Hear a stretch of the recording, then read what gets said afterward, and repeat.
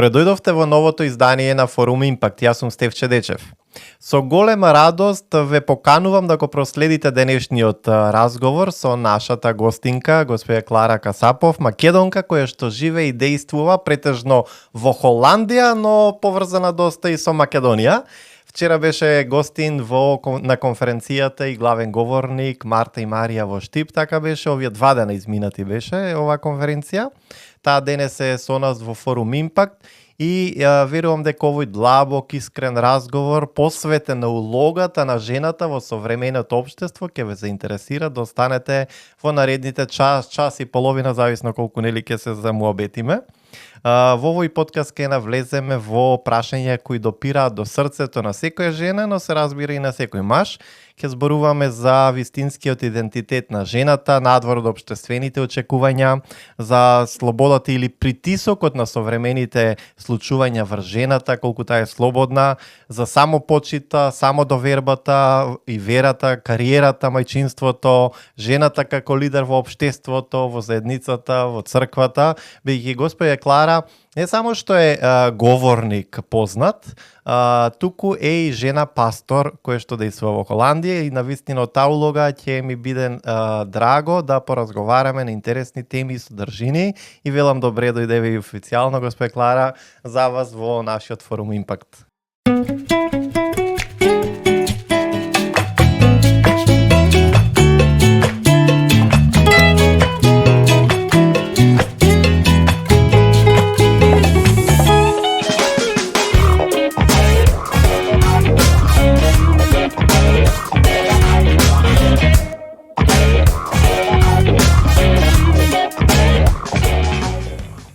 Добро ве најдов и ви посакувам Божи благослов. Сум благодарна и ми е стварно радост и привилегија што можам да бидам ваша гостинка.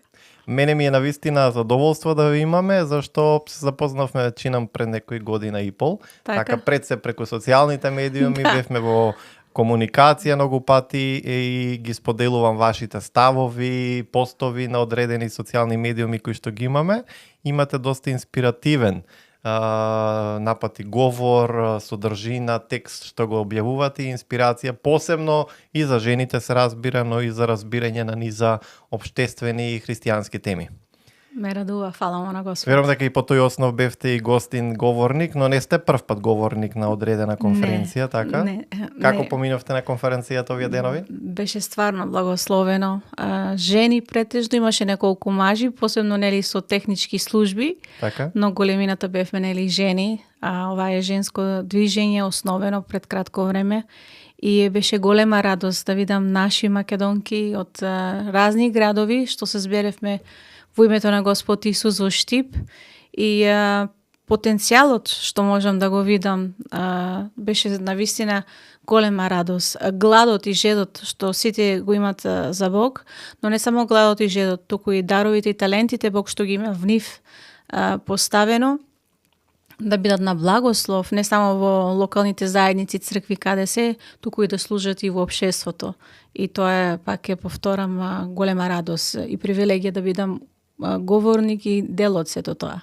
Така, навистина е интересно да се слушне човек како вас, како размислува или посебно кога действува во една држава која што важи можеби за полибералните во светот, што се вели, споредено кај нас каде што низа и општествени теми живеат многу пати во одредени стереотипни размислувања.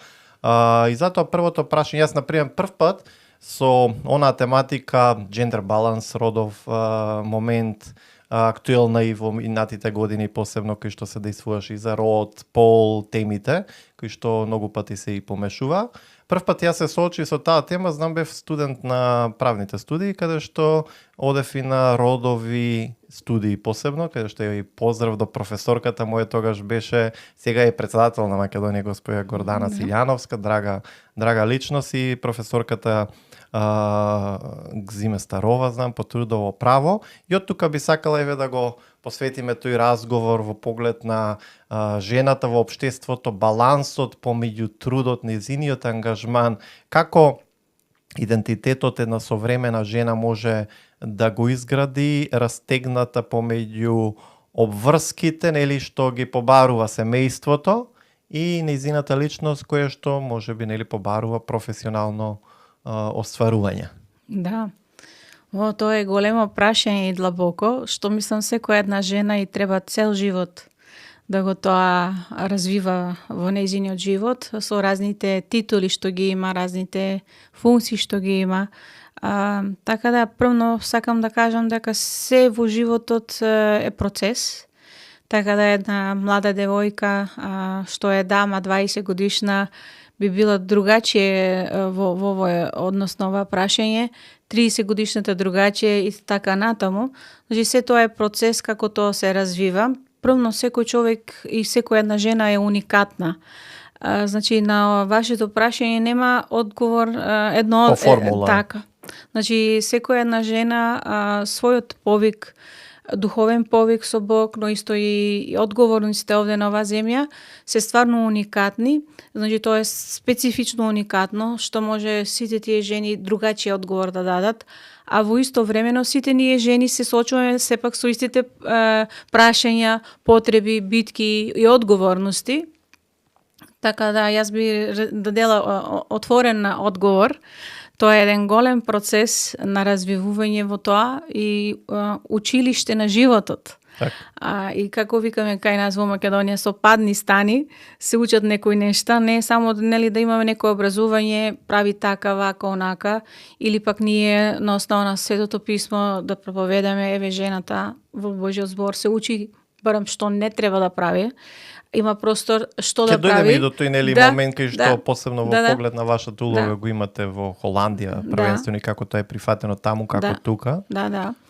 Али првенствено ќе дадеме едно општо размислување. Али за во општеството за една жена зависи во кое општество зборуваме. Например, ако зборуваме за македонското општество, има сепак голема разлика дали е тоа во град или во некое село. Во рурална средина. А дали од кој средина иде. Исто и тоа е многу битно. Значи, пак ќе повторам, тие се пак многу едно прашање со многу опции на одговор. Исто во Македонија или Источна Европа или па Западна Европа. Значи, жената на сите векови и сега во сегашно време се на различен начин, на различно темпо развива, а тоа токму зависи каде живее. Така. Според тоа, како може жената, например, да ги дефинира својот идентитет во современото општество или каде жените најчесто го бараат своето вреднување во успехот, изгледот, во прифаќањето од другите? Што мислите, каде тие го бараат најчесто своето вреднување? Мислам од се по нешто. Што спомнавте, тоа е човечка особина. Човекот и исто и жената сака да биде возлюбена, прифатена, почитавана, да биде дел од општество, да биде дел од семејство, да бидеме дел од фамилија. Секаде човекот, не само тоа жената, туку човекот сака да биде дел од нешто и сме дел од нешто. И на тој начин мислам дека жената се пронаѓа на сите тие прашања вие што ги поставувате и да биде посакана и да биде почитавана, али во текот на животот нели сите тие нешта што ги ние посакуваме во реалниот живот често пати за жал можат и другачи да се развиват нештата, да бидеш баш отфрлена, да бидеш баш скршена, да бидеш баш блокирана, да нема простор за тебе ни како жена, ни пред се како човек, и тоа што ти веруваш, твојот дар, талент, сон што имаш, кариера, пасија. Значи ти се многу како да кажам, битни прашања кои од една страна, ако жената добие простор од многу разни фактори, почнувајќи ако е во брак од сопругот, ако е во црква од црквените духовни водачи, ако е во кариера од таму каде се развива, нели како работе, ако има простор, верувам дека жената има многу потенцијал и ќе може навистина сето тоа да го даде. И жената обично е и емоционално суштество што сакаме со љубов нештата да ги правиме. Значи имаме стварно да не навлегуваме во биологијата, нели има разлика помеѓу маж и жена. Јасно. И тоа и Божјиот збор го потврдува и тоа и го гледаме, значи не мораме Божјиот збор да го прочитаме па за да кажеме има разлика помеѓу маж и жена. Значи, жената си има свој потенцијал, свое влијание во секој подрачје на животот, мажот си има друго. Токму тоа вчера, кога проповедав, реков, жената може да има позитивно влијание, за жал може и да има негативно влијание. Се зависи од не само од карактерот, туку од жената како е инспирирана, какво влијание има над жената. И тоа пак одновно зависи од општеството. Значи, општеството ако е позитивно, со љубов, со поштување, тогаш таа жена ќе има и простори да се развива, нели? Ако е постојано скршена, отфрлена, дискриминирана, ти колку и да сакаш, колку и да има потенцијал во тебе, ќе дојде момент, може да се откажеш од сето тоа и да бидеш изолиран. Значи, се зависи голем дел од самото општество, како ние се развиваме како луѓе. Така, ние го знаеме оној ден, 8 март, нели, денот на жената, каде што пред колку има веќе повише од 100 години, каде што се избориле, нели, Клара Цеткин, Роза Луксембург за одредени права на жената, кои што кога нели некој се бори, што ги нема, сега тоа изгледа како подредена позиција, можеби, среќен сум што тоа се надминало, нели, со времето, но се уште гледаме дека одредени стереотипи се наметнуваат, тоа што го споменавте, во низа општество е различно. И сега дали тоа современо општество и дозволува на жената да биде таа што на вистина е или ја турка во одредени, како се вели, калапи или рамки да живее во одредени општества различно, или како го цените? Од една страна, сега во ова модерно општество, што така да го наречеме, сепак жената има од една страна многу повеќе простор, сметам, посебно ако зборуваме за Македонија и европскиот континент.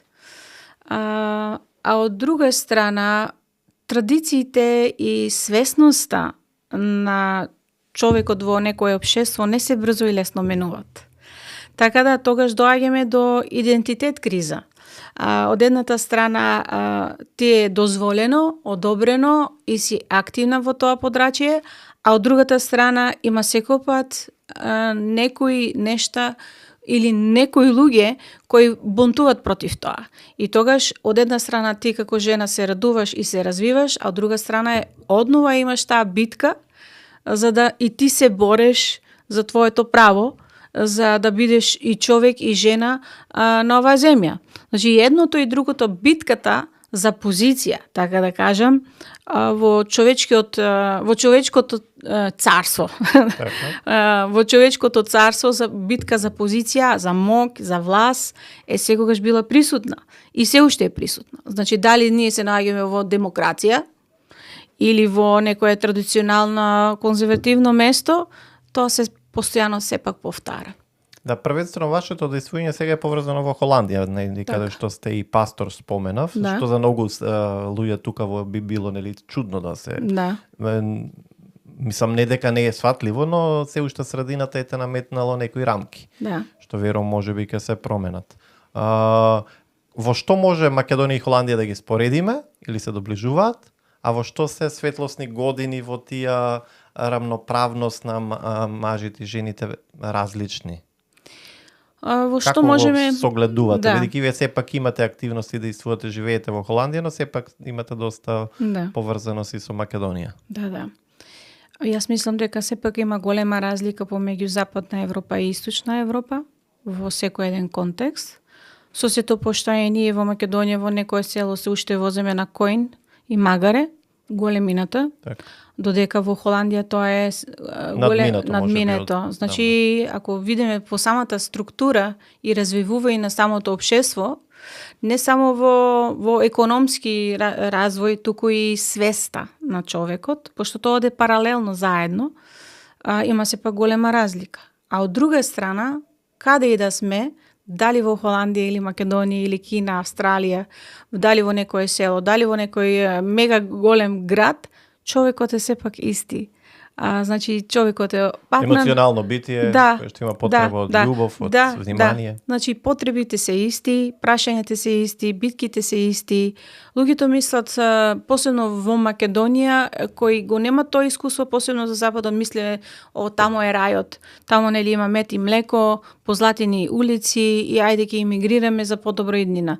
Значи луѓето апсолутно не ги судам за подобра иднина и мојата мајка во 70 година била за подобрина идне тамо, но што сакам да кажам, сликата и опчекувањата за од наша страна, од Македонија кон Западот, голем дел не е реална. Пошто таквите прашања, посебно исто и за жената. Дали жената има многу повеќе права во Холандија? Множината во Македонија, жената би одговорила да, верувам дека во Холандија има жената повеќе права. Или може би и поголема заштита во определени ситуација. Али сега во сегашност, пошто и времината се секогаш менат во општеството, во државата, можеме да одеме како нација на подобро, можеме да одеме и на полошо, зависи нели тоа колективно од сите нас, не само од жената, туку и мажите и сите нели што сме како нација. Сега, на пример, во сегашноста во Холандија, една жена преку 8 дена е убиена од својот сопруг или бивши сопруг или бивши партнер. Значи една преку 8 дена. Тоа значи една, мислите на секој 8 дена се појава статистички, добро? Да. Значи тоа е хорор. Тоа е хорор. Значи политичарите и сите организации, па и женски организации, човеки права и цркви, како да се вртат сите на другата страна. И само се замижуваат пред проблем. Да, како да е тој приватен проблем, брачен проблем, релација проблем и ние си продолжуваме во општеството. Сега, ако јас се надевам дека во Македонија, например, ако го земеме феминизмот, убиство за жена, на жена, не опчекам, не сум слушнала такво нешто во Македонија, например. Се случило и тоа станало што имаше случаи кај што сопруги не биле заштитени, а пријавувале во полиција, имавме неколку случаи. Али тоа е неколку. Да, и тоа стана буквално главна вест во вестите. Да. Ударна вест. Да. Сега, ако веќе нормално станува да се жената убива од својот сопруг или бивши сопруг или бивши партнер, една преку 8 дена, тоа сме во Европа, па дури да кажеме христијанска Европа, можам да кажам дека не сме далеко од државите кои слушавме хорор за жените, како ги убиваат, скаменуваат и така натаму. Значи тоа е од една страна жената се развива, а од друга страна верувам дека и во Источна Европа и во Западна Европа има битка. Дали, на страна од оваа тема за жени, дали мислите дека тоа се должи, таа статистичка бројка на убиства на жени една на 8 дена, од Холандија се должи во погледот на зголемена имиграција или доселување на имигранти што се во Холандија, зашто сепак важи за една либерална држава, или повише поради тој либерален концепт кој што Холандија знаеме дека владен, или од поглед на усвојување различни политики кои што се доста либерални. Да. Или деморализирање на општеството мислат дека често пати тие важи потекнуваат од Источна Европа или од Арабија некаде, каде често пати присутно и се уште до ден денес жената да може да ја убиваш ако има страм направено. Да не е третирана рамноправно на маж. Така. Али статистики покажуваат дека не е баш исправно и тоа, дека едноставно има и европејски мажи, холанѓани, кои го извршуваат тоа убиство на своите партнерки. Сега од друга страна, можеме да кажеме, во Холандија имаме и друг проблем кој, фала му на Господ што овде не го имаме толку многу, тоа е дрогата. Значи во Холандија дрогата е веќе многу одамна легализирана, soft drugs, и сега многу млади мажи посебно се зависни од алкохол, се зависни од дрога и често пати тоа под влијание на алкохол или дрога се прави да бидат сосема друга личност. Така. Да, значи не можеме да кажеме дека е нормално да убиваш човек, нели, а камоли пак својата сопруга. И значи има и причина зашто тоа се дешава. Дали човекот е ментално болен или е убиец, Под дејство на или е под зависност. влијание на некоја зависност, алкохол, дрога. И тогаш сметам дека и државата е одговорна за тоа. Пошто тие се што одобруваат масовно да се употребува дрога, а потоа кога гледаме плодот на дрогата, уништување, овде сега мажот е само крив. Но не е мажот само крив, пошто сега во Холандија, например, на секој ќоше можеш ти слободно дрога да си купиш. И дрога и проституцијата е доста легализирана. Се.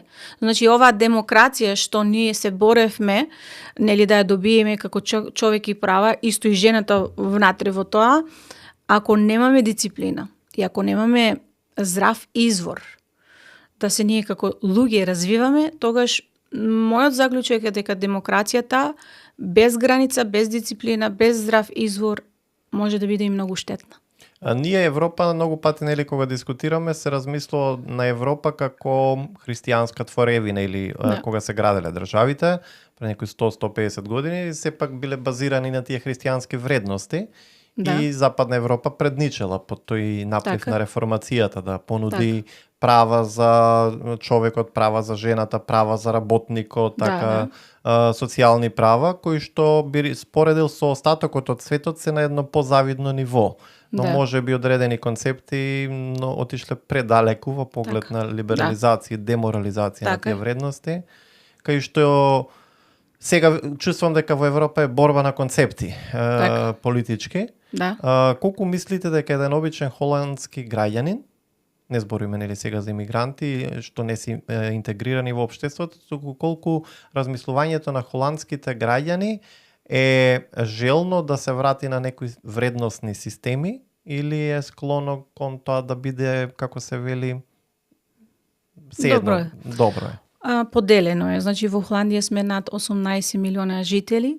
Сега во сегашноста 50% се атеисти, а другите 50% се христијани под капата на католичка црква, протестантска црква, ислам и сите други религии што ги имаме во светот, што живеат луѓе во Холандија, будизам, хиндуизам и така натаму.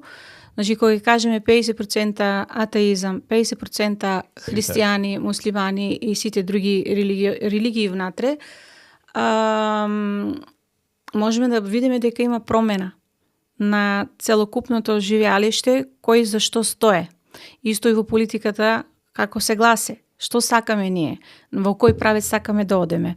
Сега, од секогаш има луѓе кои не сакат со Бог да живеат, не сакат христијанство, не сакат да имат удел во тоа, а од друга страна има луѓе кои се борат за тоа да остане, пошто добро рековте, например, Холандија е била христијанска држава и се до ден денеска се црпе од тој благослов. Пошто ако веруваме во Христос и практикуваме ги животните практики, клучеви што Господ Исус ни учи и заповедува во истовремено, тогаш излегува плод. Благословен плод. Ако одеме во спротивна страна, тогаш и од тоа излегува плод. Значи, Господ ни дава слободна волја да избереме. Тој вика, избери ти живот или смрт, благослов или проклетство. И тука и Бог дава слободна волја да избереме, али таа слободна волја не значи дека нема последици од тоа. Сега, секој едно општество, дали холандското општество или македонското општество, каде се наоѓаме, тоа не е случајност. Нели нешто одеднаш така, нели одгоре од небото нешто падна, па еве сега такво е општеството. Не, ние сме тие што го градиме општеството. Значи, ако ги почитаваме Божите зборови, тогаш ќе има живот и изобилие. Не го почитаваме тоа, тогаш гледаме спротивното. И така е, тоа е универзален заповед и се манифестира на секаде. Дали во Холандија, дали во Македонија, било каде. Јасно.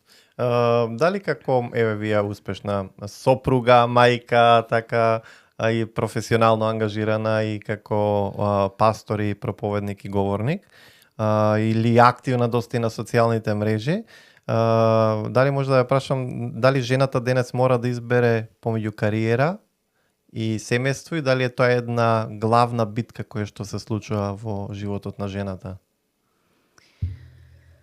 Јас мислам дека жената што живее со Бог токму знае приоритетот и радоследот кој треба да го има во нејзиниот живот. Тоа е. И како да се најде тој баланс Да, помеѓу да, мајчинство и да, професионален. Значи, првно живот. треба приоритет и радослед. Приоритет е првно ти да имаш жива релација со твојот творител, за да знаеш воопште зошто си ти овде на оваа земја. Како човек, зборувам, потоа како сопруга и како мајка. Сега, мислам дека тој е радоследот кој првно треба да го имаме. Ти и Бог, Бог и ти, брак, семејство. Тоа е универзалното нешто што секаде се повтара. А потоа доаѓа даровите и талентите Господ што ни ги има дадено како жени, како тие дарови и таленти да ги употребиме. Сега тие дарови и таленти можеме насекаде да ги употребиме, нели? Почнувајќи во нашиот брак, во нашето семејство, во нашето општество каде сме и во локалните цркви каде служиме. Сега, да една жена, например, сега тоа има, например, жени кои сакат едноставно традиционално христијанско семејство да си има и да е традиционална христијанска жена, си чисте, си пере, си готве, си гледа деца, нали? Тоа не значи дека таа е помалку од таа што сака кариера одгоре да има. Ме разбирате? Јас. Од една страна е слободна волја, а од друга страна зависи и Бог каков план има со тебе. Значи, жената може многу да сака, али ако Господ тоа не го има дадено, тогаш не можеме ништо и не сме ништо без Господ. Значи, од една страна треба и жената да си знае првно која е она, која е целта на животот.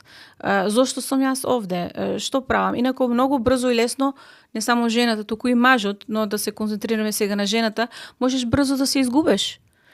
Пошто токму поради општеството. Општеството очекува некои нешта. Сега, ти ако не можеш тоа да го дадеш, дали тоа значи дека ти си помалку нешто? Во многу случаи не.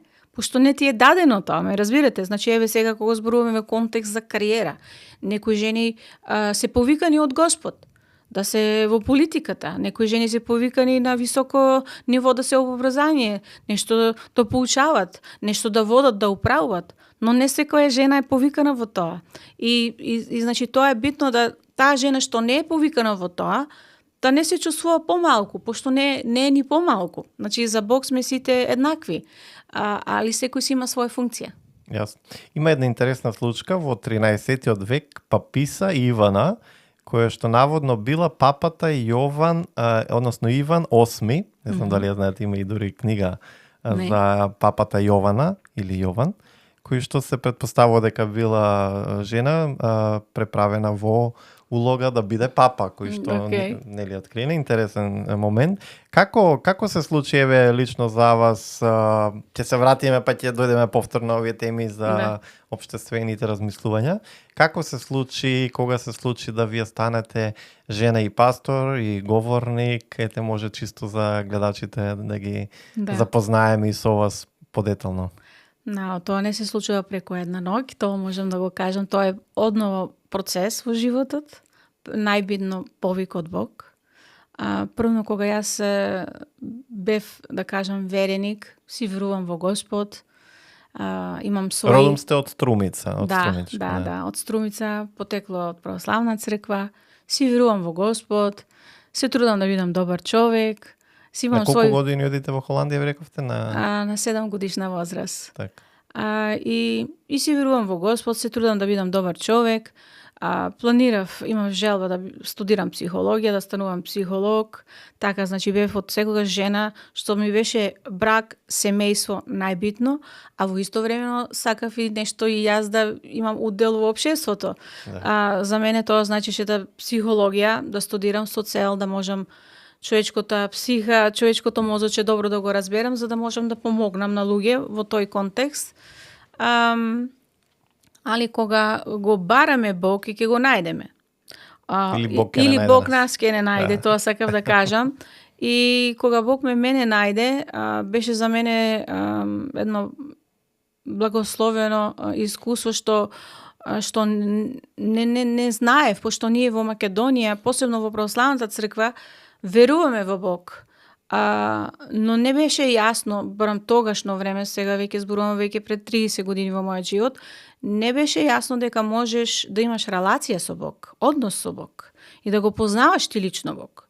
Значи, мислиш Бог е некаде, нели, некаде во небото, таму некаде, и ти се молеш на Него во добро и во лошо и се трудиш добар човек да си, славеш Божик, Велик ден, имаш молитвен календар, Оче наш молитвата, и тоа е што јас знаев, но значи кога се запознаев лично со Господ, кога Господ се објавува лично на луѓе, тоа беше, првото бев фасцинирана и како да кажам, не можев да поверував која сум јас, да Господ мене ми се објавен, пошто во тогашно време јас верував дека треба тоа на некој папа или на некој православен свештеник кој е, нели, главен негде во некоја црква, а не на мене, знаеш, Клара.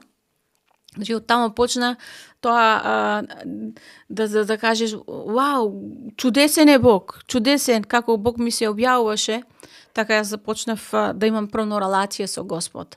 И од таму, кога Господ дојде во мојот живот, што внатрешно бев целосно трансформирана, ново создание во Христос, мојот ум се трансформира на основа на Словото Божјо, но и моето срце се промени на позитивно, така да кажам. Тогаш од таму доаѓаш до втора фаза, што сакаш тоа доживување твое со Бог, што го гледаш стварно на благослов, сакаш да го споделиш со луѓе кои ги сакаш. Гледаш луѓето, сите имаме проблеми, маки, битки, неволи, а ти искусуваш го Господ и сослушава твојата молитва и сакаш тоа да го пренесеш на другиот. И така почна првите чекори кај мене, за да споделувам моето сведочанство со Господ, па да почнеш на едноставен начин Евангелието да го споделуваш со луѓе. Таа беше втората фаза. А после тоа, кога Бог ме сам повика во служба, тоа е веќе друга фаза. Тука веќе се оде веќе на теологија, за да можеш стварно не само твоите лични искуства со Бог да ги споделуваш, туку да имаш и здраво учење, за да имаш базирано на Библијата. Така. И таа беше друга фаза. Сега од кога почнев да студирам теологија, тогаш почнуваш Бог да го запознаваш на основа на неговото слово. Тогаш не е веќе, нели, свое искуство, ниту пак искуство како Господ тебе ти се објавува и што има направено за тебе, туку почнуваш 66 свети книги да простудираш и тогаш ти се отвара Божјото царство под водство на Светиот Огромна Дух. димензија, Да, вечна. значи тоа е одно од друга фаза. Сега кога Господ ме повика да го проповедам Евангелието, не беше одма се разбира за дамвонот и микрофони и големи служби. Не, тоа беше стварно од почетокот. Значи, Како тоа беше прифатено во Холандија, можеби од луѓето да. што биле околу вас, и како тоа еве во ваши контакти со Македонија споредбено, Да. исто, дали Да. имало разлика во почетоците? Зборувам веќе пред 30 години и сега и во Холандија е сменето. Пред 30 години луѓето, поради што можеме да кажеме во тогашно време друго општество беше целокупно, тогаш интересите беа другачие, али потребите се уште се исти. Да. Како што рековме, луѓето дали тогашно време или сегашно време.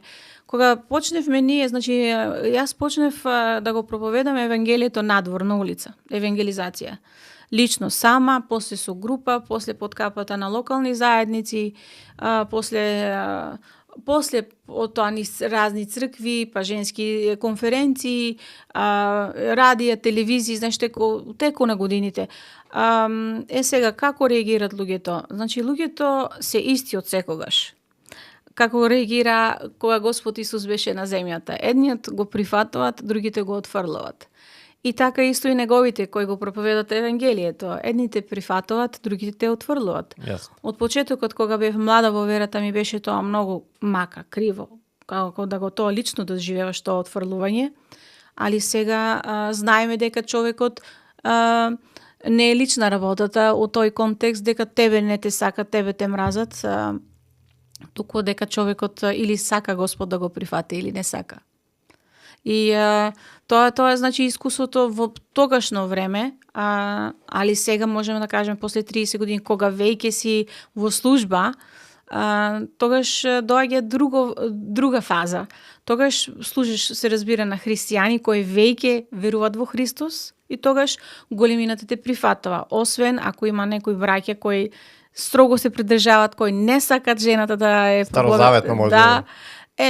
Тука е можеби, али тоа е многу мал процент за разлика од целата големина. А за Македонија беше исто нормално, пошто како човек и како жена, кога го имаш искуство на љубовта и милоста на Господ Исус, ти дали си во Холандија, дали си во Македонија или било од каде си, еве во мојот случај, јас сум од Македонија потекнувам, тогашно време не знаев Бог нели како тоа го прави, но во текот на годините, познавајќи го Божиот збор подобро и самата себе и повикот, е нормално дека Бог те враќа таму од каде идеш ти. Согледувајќи библиски, нели знаеме дека апостол Павле кога дошол на просторите на Европа, да, христијанството и христијанската порака или она што се вика евангелизација, за да појасним и за гледачите, го направил точно првенствено со Лидија, македонката. Така. Можеби не е ни случајно што ете Бог дал нов повик и за жените да ги вклучи во целиот тој момент, но ние знаеме библиски дека и Марија, така и она конференција не случајно го носи насловот, верувам дека и Марта и Марија што биле жените што служили околу Исус и самата негова мајка, така кои што се основата можеби на тоа дека и жените и мажите се повикани во ширење на радосната вест. Така е, амин. Тоа на основа на Божиот збор е така. Сега човекот за жал, иако Божиот збор вика не додава и не отфрлој од Божиот збор, но во црквената интерпретација или пак човечката агенда, можем да кажам, исто и доминацијата од мажот во црквата, знае да ги библиските стихови негира или па намерно другачие интерпретира, али некои за жал исто и стварно и поради незнаење. Значи има разни причини зашто жената е отфрлена во црквата. Не е секогаш братот во Христос е спротивник и непријател, тука едноставно нема доволно знаење. Чита, еве, апостол Павле вика, жената мора да молчи во црквата.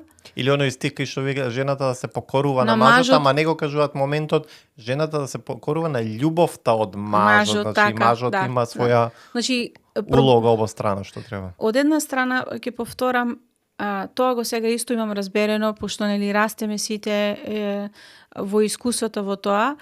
Во минатото, кога бев уште помлад проповедник и како жена, често пати се разбирах лична работа, нели лично ме отфрлуваат, али сега разбирам дека некој брат, посебно во Западот, во Македонија би било можеби уште повеќе, али во Западот, ако некој брат отфрлува на основа на тие библиски стихови, е често пати стварно поради незнаење. Так.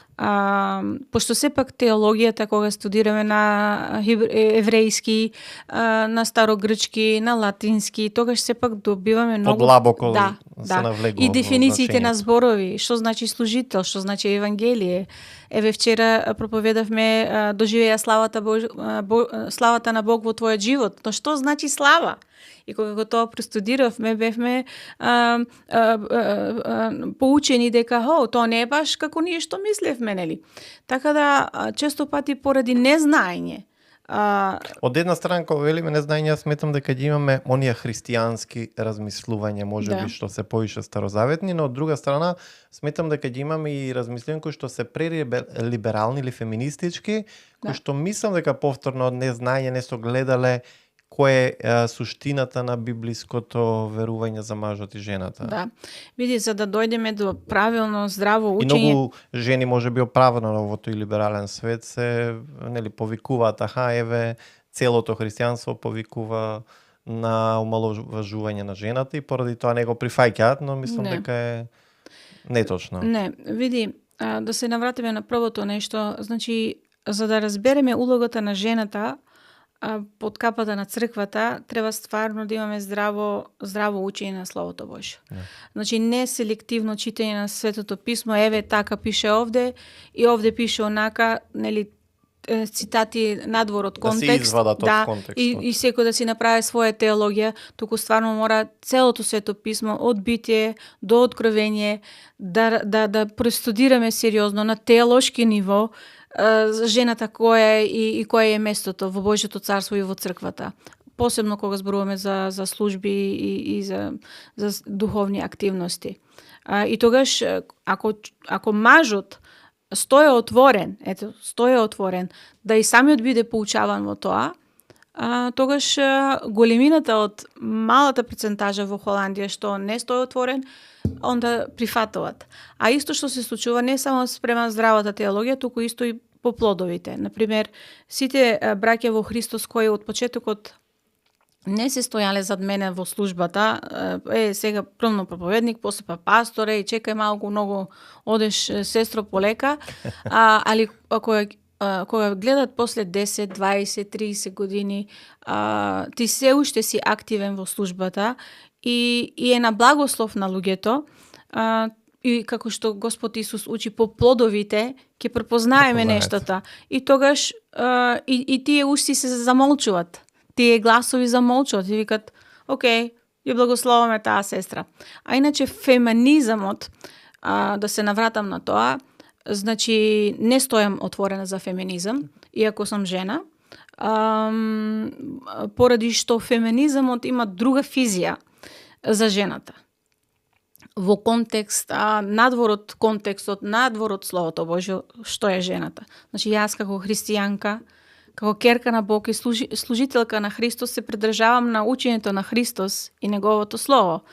А феминизмот сега во сегашно време, посебно во Западна Европа, е тотално надвор од дисбаланс за жената. Значи првно се боревме ние за слобода, нели, за човекови права, за права за жената, нели, секаде да сме удел од нешто, пошто бевме, нели, отфрлени, понижени, искршени, и сега кога одеме во дисбаланс тотално, во таа демокрација, во таа слобода, и ние исто сакаме да летаме, а немаме крила од Бог добиено да летаме, тогаш живееме во некоја фантазија, нереалност, а најмногу во грев, пошто го минеме Словото Божјо.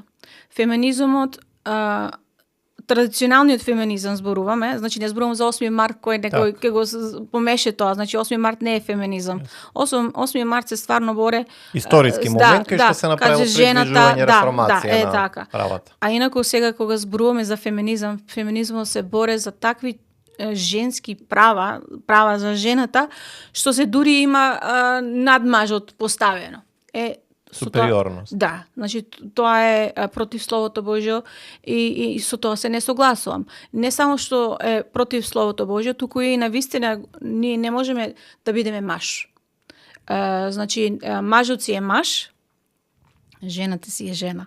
А мојата како да кажам пасија и желба голема е кога сестрите во Христос, па дури и да не е сестра во Христос, жена, човек, што е да и помогнам да се самата пронајде во жената, во жената, во тој идентитет што таа го има од Бог добиено и таму да се развива, а не да одеме ние по друго подрачје да се правиме мажи и да се правиме ние главата на семејството, например. Сепак постојат и оние и биолошки и културолошки и општествени, нели, и разликувања. Кој што тоа не значи супериорност еден на друг, но значи секој во своја позиција. Одредена различност, така. сепак. Пошто Бог го создаде Адам и Ева, Бог не прави грешки, нели, не само во контекст, во релација, во подкапа на брак, туку разликите што се и помеѓу мажот и жената се потребни за да станеме едно и за да градиме заедничко општество. Почнувајќи од бракот, така. Да градиме брак, општество и да се умножуваме како човечки род. Сега, ако жената мисли дека од феминистичките организации мажот не ми треба ни брак, не ми треба деца, ми треба само кариера, ми треба само пари, уживам, правам јас што сакам, го доминирам мажот, пошто тие нас не совекови доминира, сега јас доминирам, тогаш целта на животот пред се на таа жена е промашена. Ние денеска како држава имаме жена што е председател, моја исто драга професорка. Се радувам. Да, ете направивме едно предвижување што се вели. Да. Имавме порано, знам, исто драга пријателка, ние ни беше во подкастите и подпредседател на собрание жена имавме. Не сме имале се уште премиер, имаме неколку министри, беше интересно, знам, Се имавме радувам. две министерки имавме, знам, и за одбрана, имавме и жена на полиција. Има предвижување, не сме имале премиер жена се уште, но еве како да го разгледаме тој момент на женско лидерство во општеството, политиката, но и во црквата. Да. Па може, фаламо на Господ. Значи, ако отвориме Светото писмо, низ векови, гледаме, уште од почетокот, гледаме жени кои се биле веќе активни во тоа. Да, или кој надополнување кои се тие квалитети кои што жената како лидер ги носи често или што не достигаат во општеството, Да. мислите ли дека може и да донесат и просперитет и некоја позитивна промена? Сигурно. Видите, Бог го создаде човекот по неговиот облик, читаме Адам и Ева, мажот си е маж, жената си е жена. Но ако жената од Господ, за тоа реков, не е само жена сум и сега морам нешто да правам или да не правам, туку се зависи зошто Бог те има создадено овде на оваа земја. Значи, тоа е повик, можеме да кажеме, не само повик под капата на црквата, под капата на верата со Бог, духовноста, туку и целокупното повик од целта, планот на Бог во твојот живот. Значи, една жена може да биде повикана во политиката, например. Другата е повикана во тотални разни подрачје. Значи, тоа не е нешто ново, тоа сакам да кажам. Да. Тоа не е нешто ново. Само зависи, нели, културата, општеството, свеста на општеството како жената е прифатува.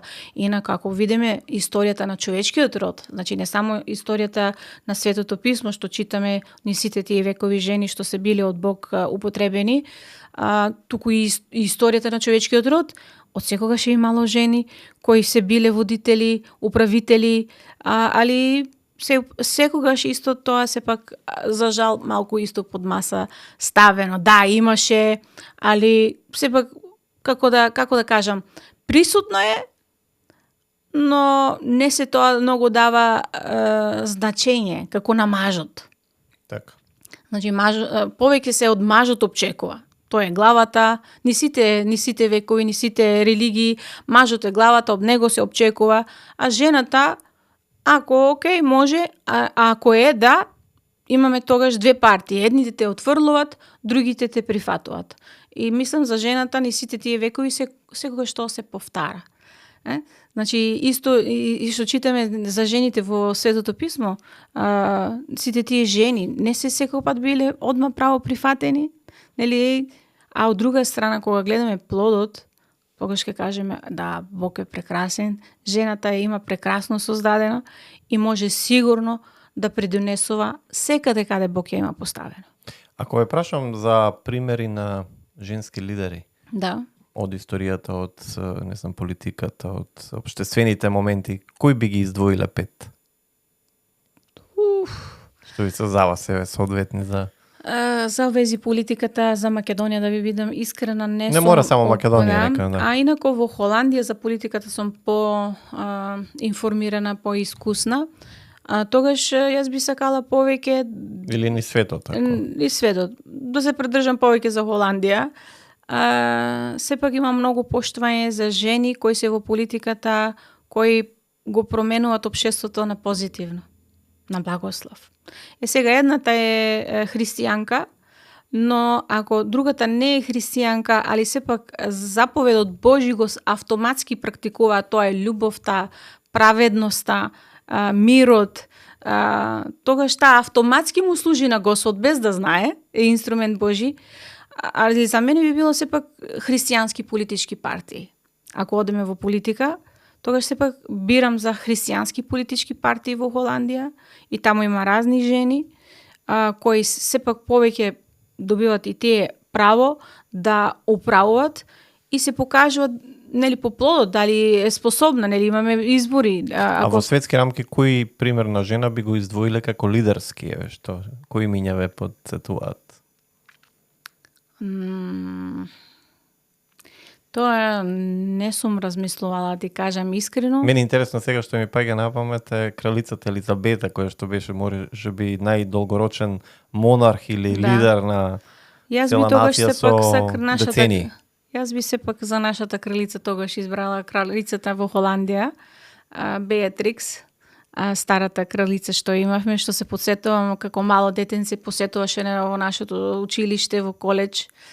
Значи, таа беше жена што не само за нас жените беше пример, туку во Холандија, во историјата и во кралството има стварно на благослов.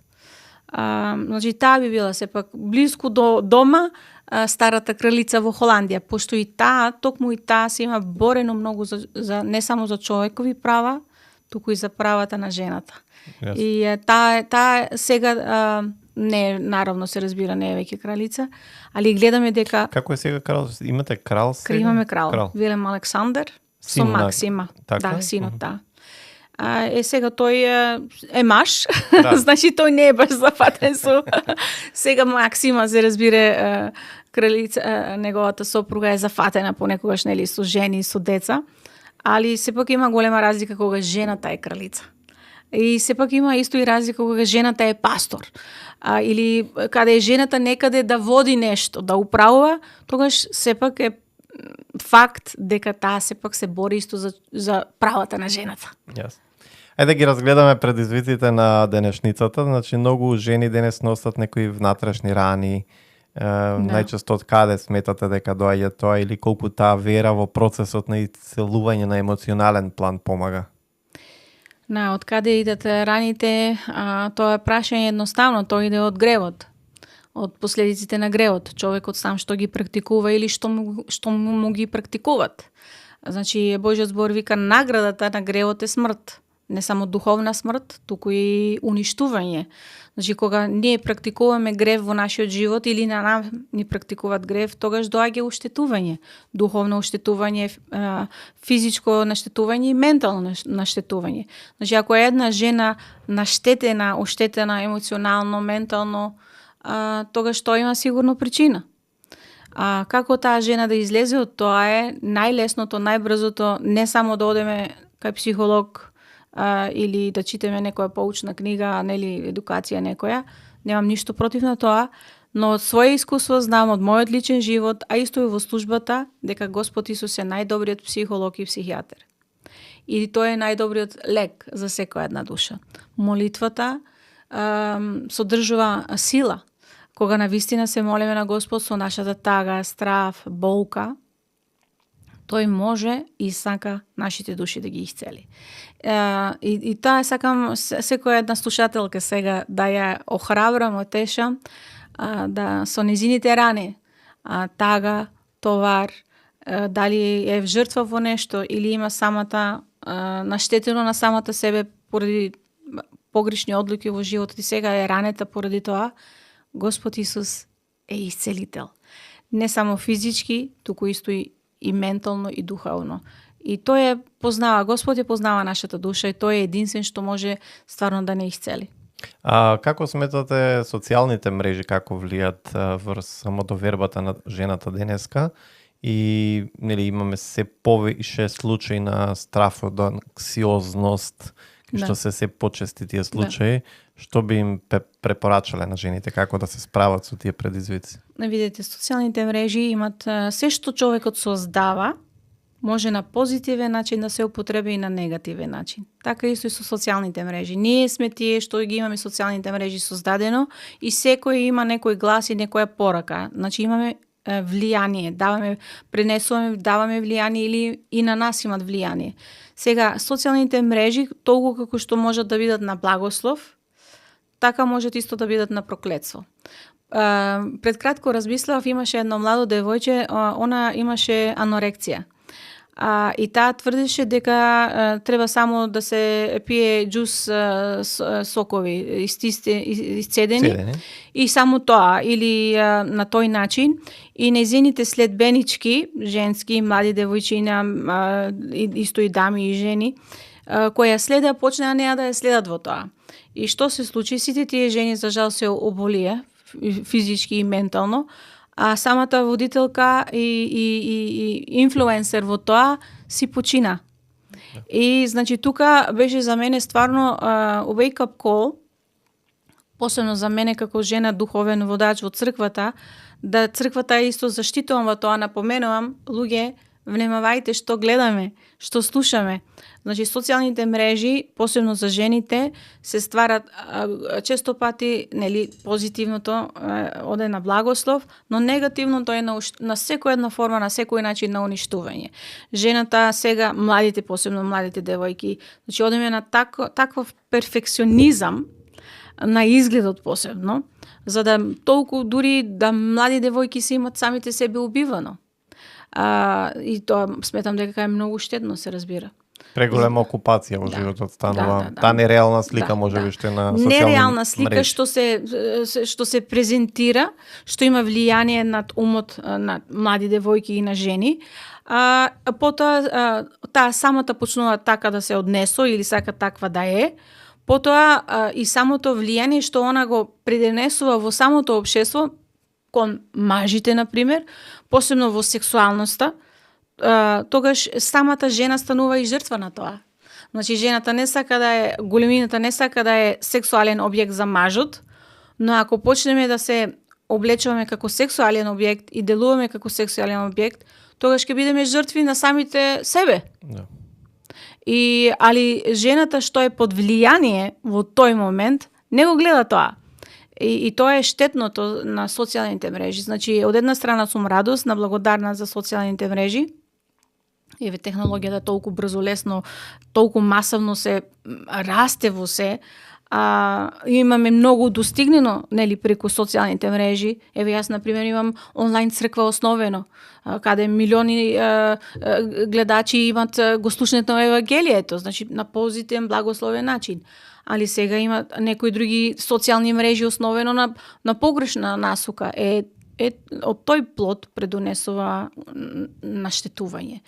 Значи, во тоа сакам стварно сите млади посебно да ги напоменам. Биди пажлива што гледаш, што слушаш. Па не случајно и Библијата, нели, оној момент го кажува проверувајте, испитувајте, задржувајте оно што е добро или филтрирајте. Да. Значи, али што гледаме, што слушаме, во кое друштво сме, во какво влијание имат над нас и ние какво влијание имаме над нив, тоа е многу важно и може да биде стварно на благослов да се ти развиваш како жена на позитивен начин, а може и за преку една ноќ самиот себе да се уништиш. Да. Ќе скокаме малку од тема во тема, имаме многу прашања, верувам, ќе трае ова со серии. Но еве да поразговараме и за односите, љубовта и бракот. Да. Како денес се редефинира љубовта и каде се губи суштината?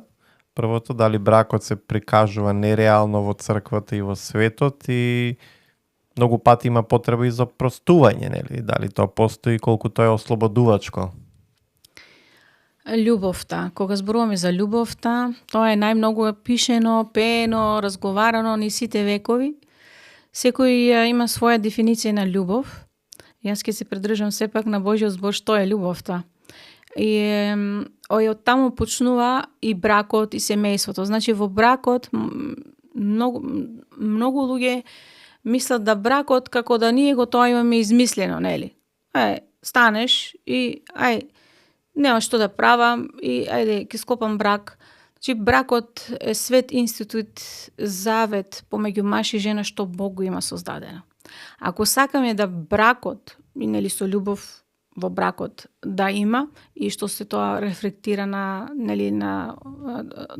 целото семејство и општеството после тоа, мораме двајцата, и мажот и жената, да ги не само веруваме, туку и практикуваме Божите заповеди.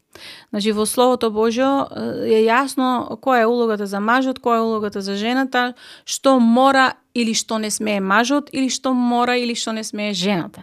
И тоа мора, сакам да го со големи букви кажам, пошто сега во сегашноста имаме проблем кога ги кажеме мора. Нели, мораме да слушаме. Одма имаме бунтовност, знаеш, гордост, па дури и кон Бог.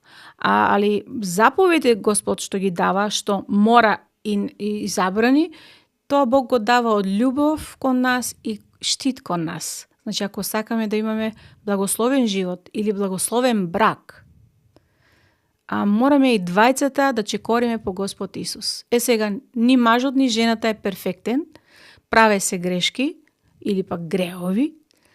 Тука е многу важно да се упростуваме. Значи, за жал, многу бракови се скршени, не само во Македонија, Источна Европа, па исто и во Западна Европа. Прво беше еден од трети брак, сега е еден од втори брак. И тука гледаме дека тоа е загрижувачки, пошто ако е еден брак скршен, тоа значи дека едно семејство е скршено. Некои деца се скршени. Деца што идат од скршени бракови, голем дел се скршени луѓе. Потоа им треба исцелување, ослободување, својот идентитет да го најдеш, пошто е скршено било тоа. Значи, не е само, си упростуваме ние, како сопруг и сопруга, и се е во ред сега. Значи, исто треба и да се научиме и двајцата правилата на бракот, кои се, и да ги практикуваме, и да растеме во тоа. Божје збор вика дека мажот и жената ќе станат едно тело, едно месо, али тоа не оде преку една ноќ. Значи, бракот од една страна е прекрасно нешто, но сум убедена, уверена и знам дека не функционира бракот без Бог да е центарот и изворот на тој брак. Или може би, ако постојат низа предизвици, да не се премолчува, може би треба да се бара во одредена помош и во молитва, но и во советувања или да се... Да. Двајцата, сопругот и сопругата, двајцата кога чекорат со Господ, поединечно, нели, лично секој со својата релација со Господ, али и двајцата кога се молат, како сопруг и сопруга, не само што се молат, туку и кога и двајцата имат пријателство, другарство, искрено срце, од срце до срце кога се зборува, и секој си ги каже својата тежина, мака, потреба, и се тоа почитава. Значи, не само, ми треба твојата љубов, ми треба твоето внимание, или ме повредуваш, и сега партнерот те сослуша, али другиот ден го нема пак 3 дена. Значи, мора да има исто и покаяние, промена, за да можеме... Да, за да постојано здраво растеме во тоа. Значи, бракот е навистина нападнет. Пошто сега исто преку социјалните мрежи, не мора да имаме веќе брак, можеме надвор од бракот да имаме релации, семејства. И многу луѓе така и го практикуваат. Да, значи тука има голема разлика на физијата, брак, љубов, семејство. Значи, јас имам многу жени запознаено кои се приме 40-50 години, биле зафатени со кариери, и што не се сакале, нешто не се имале прилика, туку не се сакале да имат брак, не се сакале да имат семејство.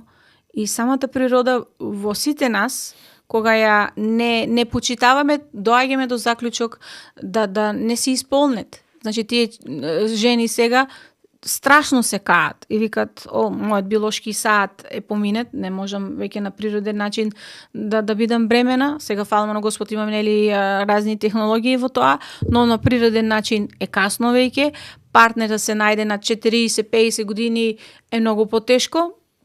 Здрав партнер, така да кажам.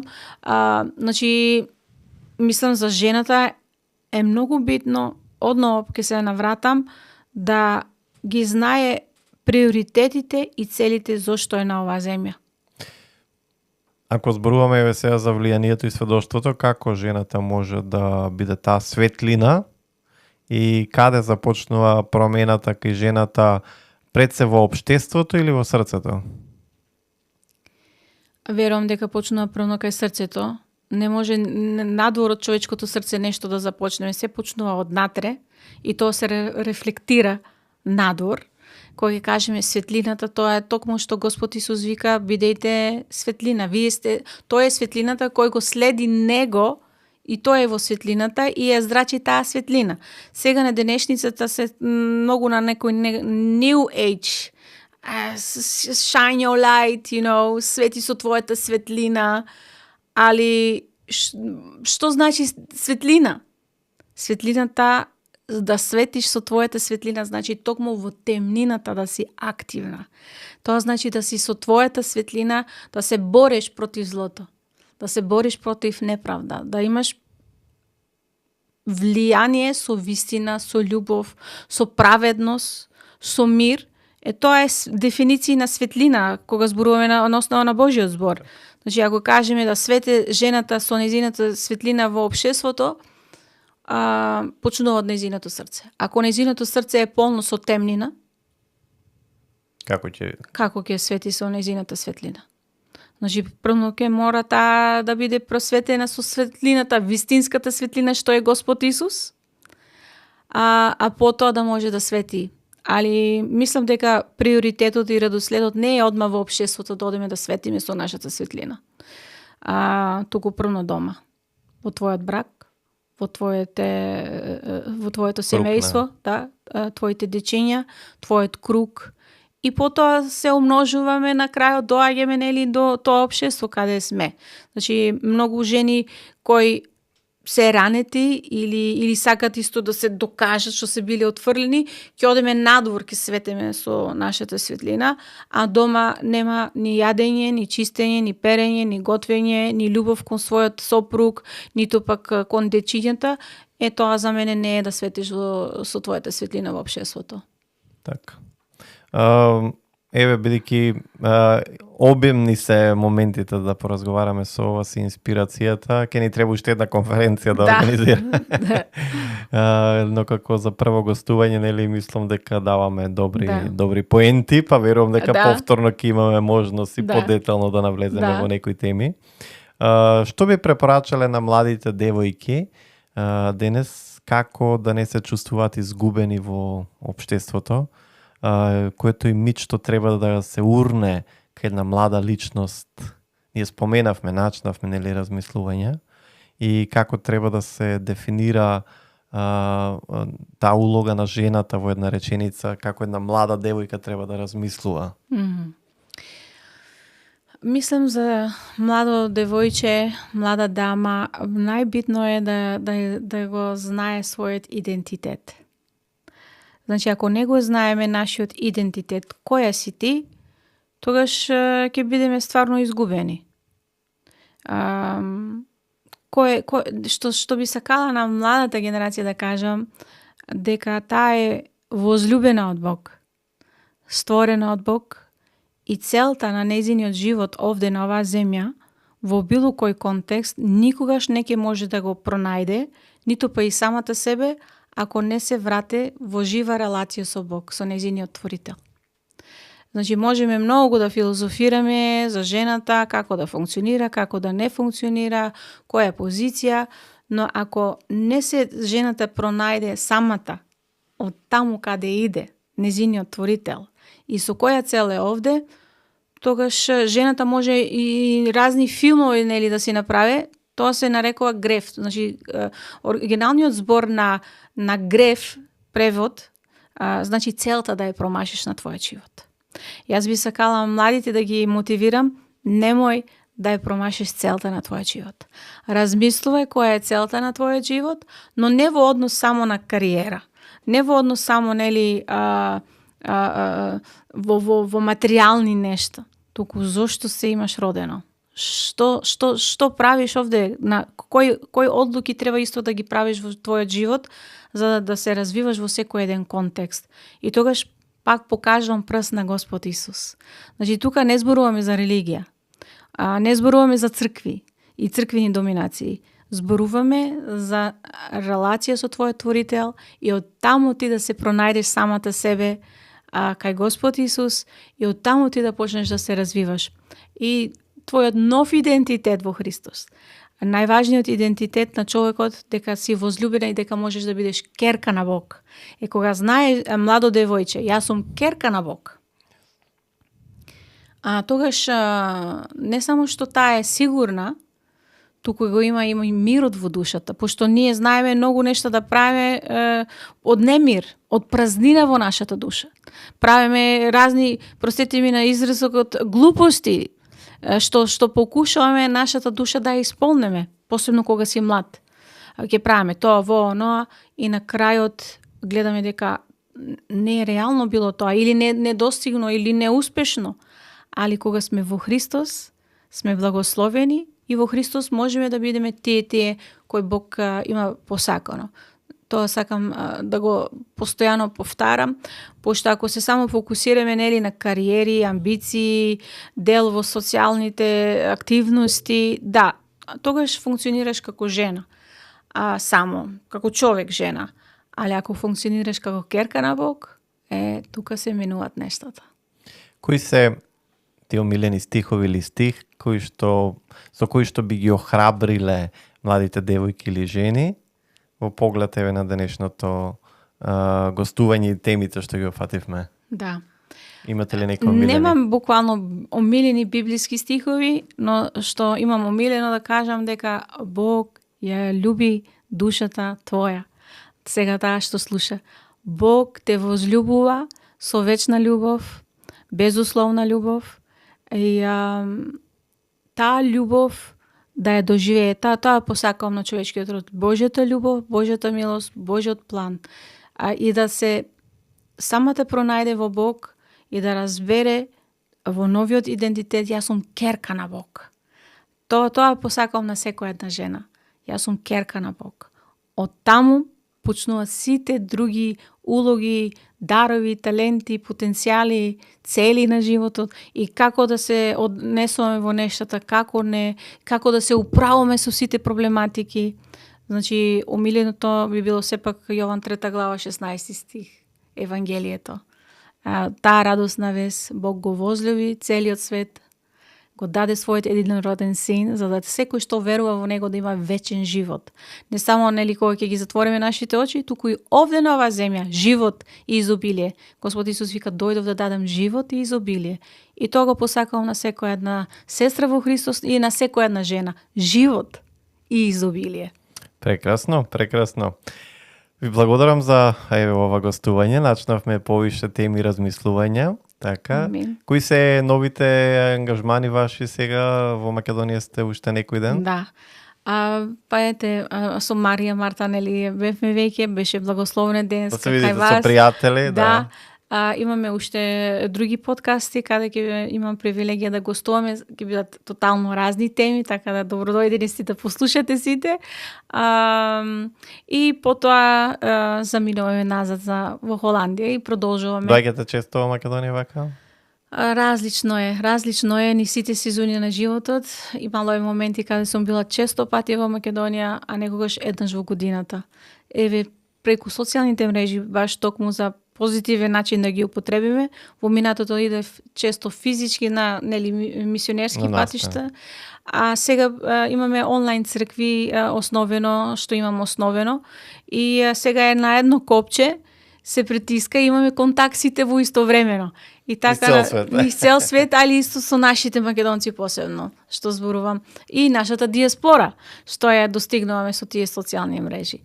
Така да тогаш се менува нели колку често пати сакаш и можеш да идеш за Македонија, но Македонија е нашиот дом и така секој пат се враќаме или евангелието да се проповеде или приватно се разбира нели наши сакани да видиме. Бевте придружувани од сопругот, така денеска, супер, во таа полнота да ве видиме брачна. Да. Поздрав до вашите синови, тие се во Холандија, така. Наскоро ви и млада баба. Дај Боже. Чекаме во Божјо време. Така. Ми беше драго и да ви имаме за гостин во Форум Импакт, така да продискутираме за поспецифична тема, по различни согледувања. Вие продолжувате да бидете активна на социјалните медиуми. Така. Клара Касапов, министри, можете и на YouTube доста да ве пронајдат. За македонскиот народ на библиски стихови сме сега моментално, библиски стихови.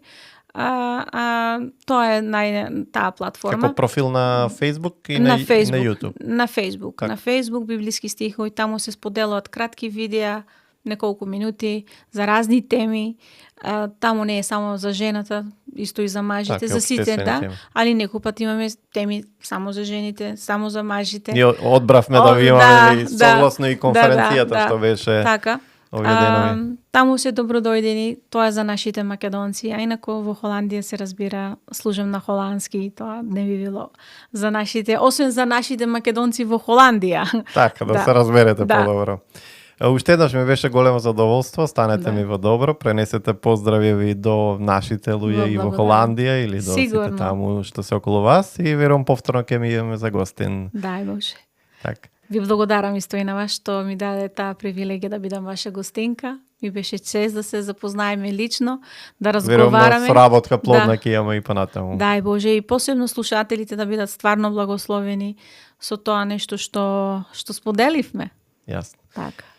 Почитувани гледачи, ви благодарам еве за вашето внимание. Ни беше нагости денес во Форум Импакт госпоја Клара Касапов, македонка во Холандија, жена пример, активна, значи и како говорник, но и како пастор и водачи на заедници. Од еден женски аспект рековме, разгледавме каква е улогата на жената во едно современо општество, за верата, за идентитетот, за влијанието, како верата може да ја гради жената и верувам дека ви се допадна овој подкаст. Останете во добро до следното видување. Имаме повторно гостинка, професорка ќе ни биде така од музичките води, еве чисто една најава за нашата наредна гостинка и останете ми во добро, слушайте Импакт Радио на нашите интернет страници, како линк го имате во јавната шпица и се гледаме наредното издание на Форум Импакт.